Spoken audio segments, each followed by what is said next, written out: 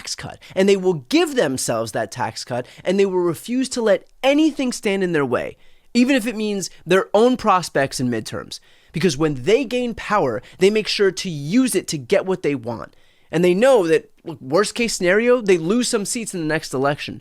But our politics are cyclical. They'll win again. They always do. I mean, hell, Trump incited a fucking insurrection, and his party refused to lift a finger to hold him accountable, and they were in the wilderness for all of one cycle.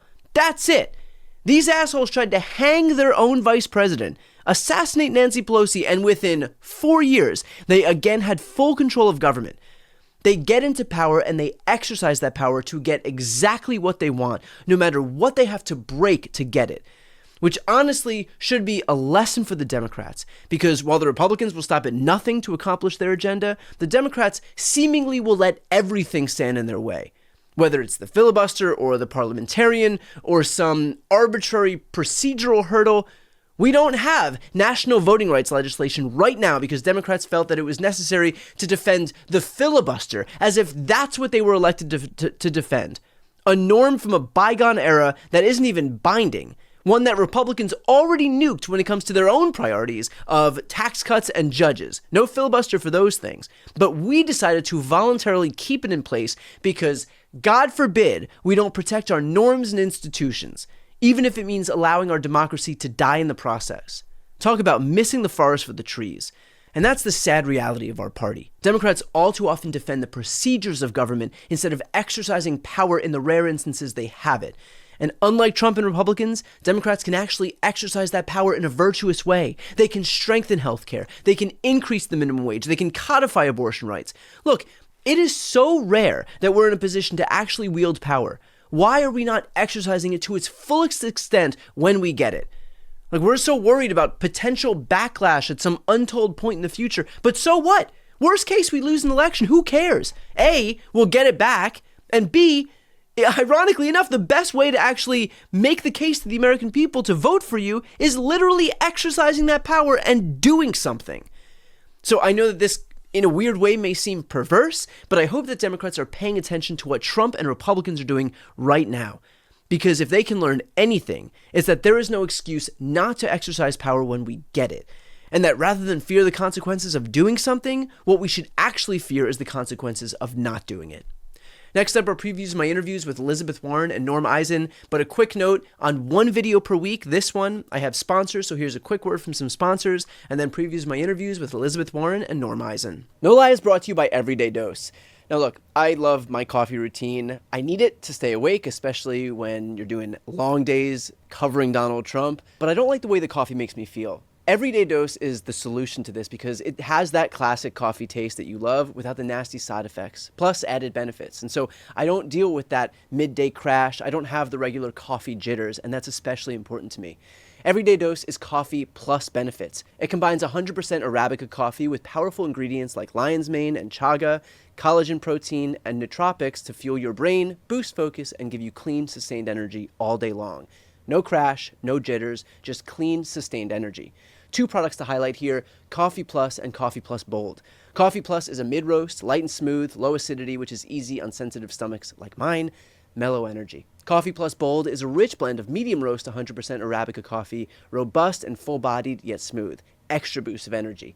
Both are 100% Arabica coffee, have functional benefits, and are mold-free. Everyday Dose does third-party testing. So get 45% off your first subscription order of 30 servings of Coffee Plus or Bold Plus. You'll also receive a starter kit with over $100 in free gifts, including a rechargeable frother and gunmetal server spoon by going to everydaydose.com/BTC or entering BTC at checkout. You'll also get free gifts throughout the year. That's everydaydose.com/BTC for 45% off your first order. No Lie is brought to you by Acorns. So as the market's been getting especially bumpy lately, it's been really difficult to stay calm and stick with my investments because, frankly, I'm not a pro when it comes to the market, and I do have to rely on other people who actually do know what they're talking about, which is why Acorns has been so important for me. Acorns is a financial wellness app that makes it easy to start saving and investing for your future. And you don't need to be rich. Acorns lets you get started with the spare money that you've got right now, even if all you've got is spare change. You don't need to be an expert either. Acorns recommends a diversified portfolio that can help you weather all of the market's ups and downs, like the one that we're in right now. You just need to stick with it. And Acorns makes that easy too. Acorns automatically invests your money, giving it a chance to grow with time. And look, for somebody like me, I think it's important to invest now because I'm a gig worker and I know that while I have work, while I'm making money, I can put that money toward my retirement. But I don't know how long it's going to last, and I think that most people are in a similar position. So while you have the opportunity to make some money, also use this opportunity to help yourself in the future. So sign up now and join the over 14 million all-time customers who've already saved and invested over $25 billion with Acorns.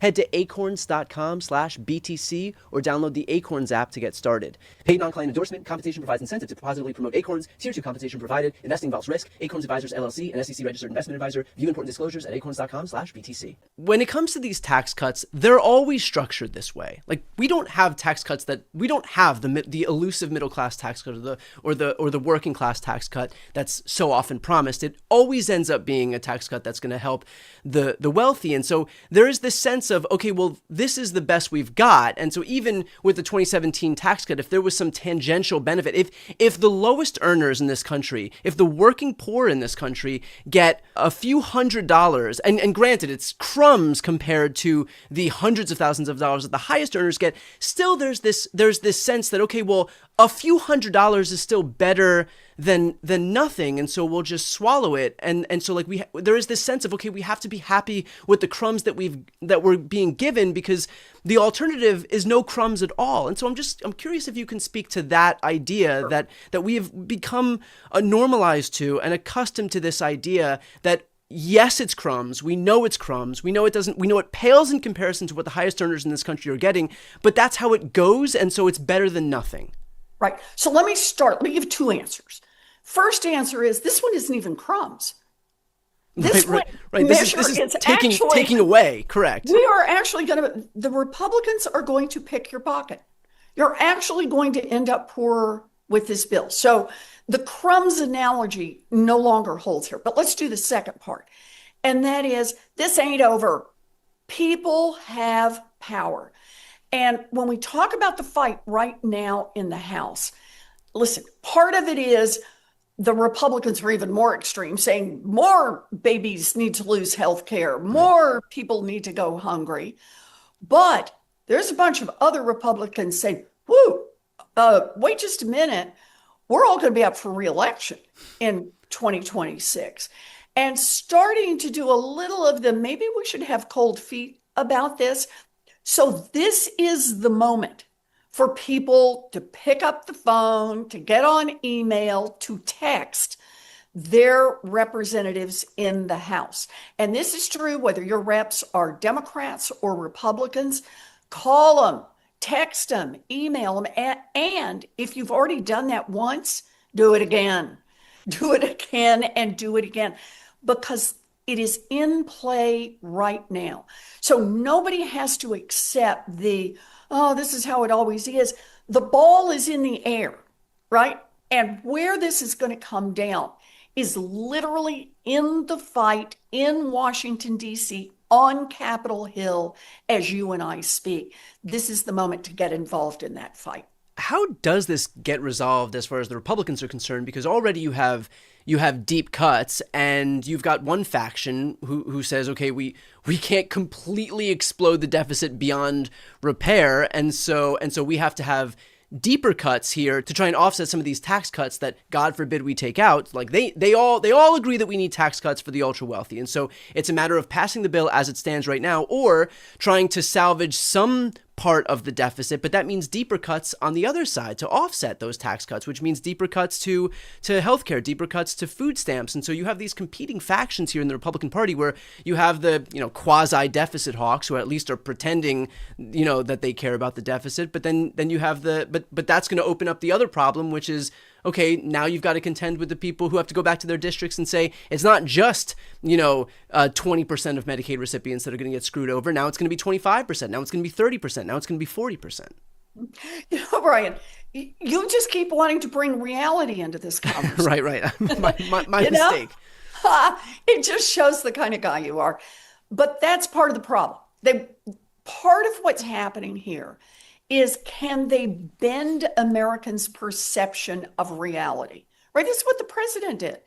President went over there yesterday and said, we're going to make all these cuts and don't worry about it. We're not even going to touch health care. The answer is